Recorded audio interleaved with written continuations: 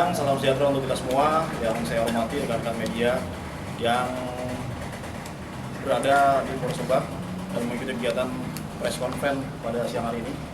Baik rekan-rekan sekalian, kami di jajaran Polres Subang akan melakukan rilis terkait pengungkapan kasus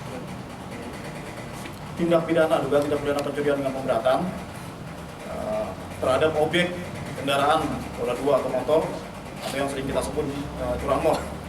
Jadi dimulai dari perintah saya selaku Kapolres Subang kepada jajaran Satreskrim untuk melakukan pengungkapan atau melakukan pemberantasan kejahatan jalanan yang sudah meresahkan masyarakat, khususnya terkait kasus pencurian pemberatan, pencurian dengan kekerasan, termasuk salah satunya adalah curanmor ini. Jadi dimulai dari hari Senin 25 Oktober 2022, tim bergerak yang langsung dipimpin oleh Satreskrim.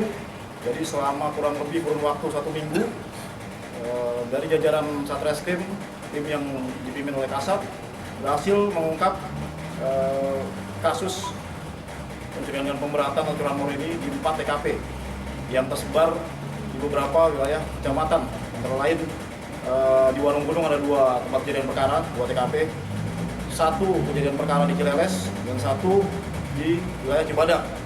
Jadi dari hasil pelaksanaan tugas tim di lapangan, tim berhasil mengamankan 7 orang pelaku.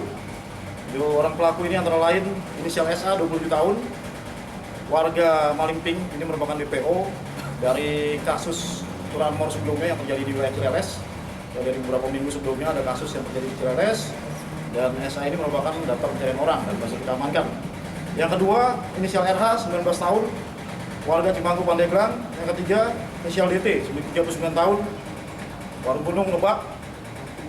Yang keempat, inisial RD 32 tahun, warga Bojong Pandeglang. Yang kelima, inisial AW 25 tahun, warga Cikesik Pandeglang. Yang keenam, inisial AJ 23 tahun dan AS 26 tahun, keduanya warga Cibuah, Warung Gunung Lebak. Selain tim dalam pelaksanaan kegiatan tugas di lapangan berhasil mengamankan 7 orang pelaku, tim juga berhasil mengamankan 13 unit kendaraan roda 2, sepeda motor dari berbagai merek dan tipe. Selain berhasil mengamankan 13 unit kendaraan motor atau sepeda motor, tim juga berhasil mengamankan beberapa barang-barang yang digunakan oleh para pelaku dalam melakukan aksi kejahatannya. Antara lain 2 buah kunci letter T dengan 5 anak kunci dan 1 buah kunci letter L. Modus operandi yang dilakukan oleh para pelaku, dalam hal ini pelaku melakukan aksi kejahatannya dengan cara melakukan pencurian kendaraan bermotor di halaman rumah dari para korbannya dengan cara merusak stop kontak menggunakan kunci letter T. Dan dari hasil keterangan pemeriksaan para pelaku melakukan aksi kejahatannya ini pada pukul 2-3 dini hari. Jadi pada saat pemilik kendaraan atau korban-korban ini terlelap tidur.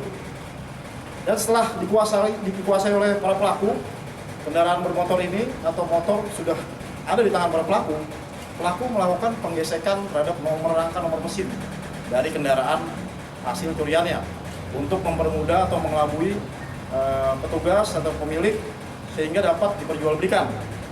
Dari keterangan pelaku juga, pelaku menjual kendaraan ini seharga 2,5 sampai 3 juta dan disebar di wilayah Banten pada khususnya. Untuk pasal yang dipersangkakan kepada para tersangka, yang pertama kita terapkan pasal 363 tentang pencurian pemberatan dengan ancaman maksimal 7 tahun dan pasal 480 tentang penadahan dengan ancaman maksimal 4 tahun penjara. Sejauh ini proses penyidikan sedang berlanjut dan tim akan melakukan pengembangan kemungkinan ke para penadah atau ke 480. Langkah ini dilakukan oleh penyidik untuk guna memutus mata rantai. Jadi dalam hal peredaran kendaraan bermotor tanpa kelengkapan atau sering kita sebut kendaraan bodong, itu karena ada supply and demand. Jadi ada yang menyuplai dalam hal ini pelaku dan ada demand. Demand ini marketplace-nya. Jadi para tersangka bisa menjual karena ada permintaan. Untuk itu penyidik mencoba untuk memutus mata rantai permintaan tersebut atau pesanan-pesanan tersebut. Saya rasa itu yang bisa saya sampaikan sementara secara kami dari Satreskrim menindaklanjuti perintah dari Bapak Kapolres selama 7 hari kerja yang dipimpin oleh saya sendiri bersama dengan Opsnal yang dipimpin oleh Ibda Aldika dan Kanit Pidum yang dipimpin oleh Ibda Azali, di mana kami melakukan penyelidikan yang mendalam, baik yang kami dapat informasi dari masyarakat dan juga TO atau DP yang kami telah kantongi identitasnya. Kami melakukan penangkapan di berbagai tempat. Yang pertama di wilayah hukum Lebak sendiri, di wilayah Serang dan Tangerang. Di mana dari wilayah tersebut kami mengamankan setelah 7 orang ini, yang dimana ternyata setelah kami dalamin, beberapa orang ini juga melakukan kejahatan selain di Lebak, ada di wilayah Serang. Sehingga kami juga berkoordinasi dengan Satreskrim Polres Serang untuk memberikan efek jerah kepada pelaku. Terima kasih. Terima kasih Pak Satreskrim. Itu kronologis penangkapan yang bisa dijelaskan. Ya mungkin setelah ini kita buka sesi tanya jawab ya terkait masalah kasus yang sedang kita proses di jajaran Satreskrim Polres Lebak. Silakan rekan-rekan, kalau yang mau bertanya. Ya Pak, ini dari para tersangka ini satu komplotan apa beda-beda Pak? Jadi dari para tersangka, kelompok tersangka atau yang kita amankan 7 orang ini semuanya tidak dalam satu kelompok. Jadi berbeda-beda karena dari hasil penyelidikan juga tempat kejadian perkaranya berbeda-beda. Hanya modusnya yang sama. Modusnya yang sama, mereka menggunakan kunci letter T untuk melakukan pencurian atau melakukan aksi kejahatannya dengan merusak stop kontak dengan menggunakan kunci letter T. Gitu. Ini biasanya mereka beroperasi di wilayah parkiran atau rumahannya? Dari hasil penyelidikan yang kita tangani saat ini, dari hasil laporan dari para korban juga, TKP terbanyak adalah di halaman rumah para korban, di halaman rumah. Dan di sini perlu saya jelaskan juga dari keterangan para pelapor bahwa halaman rumah itu ada pagarnya dan itu kunci gembok.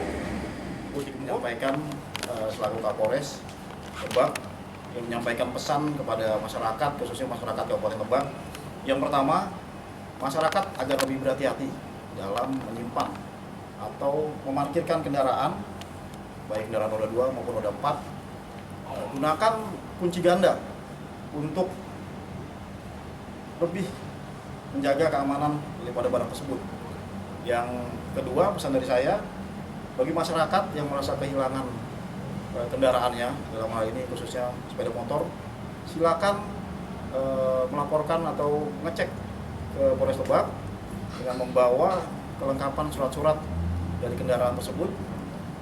Silakan mengajukan permohonan pinjam pakai, kita gratiskan, tidak dipungut biaya.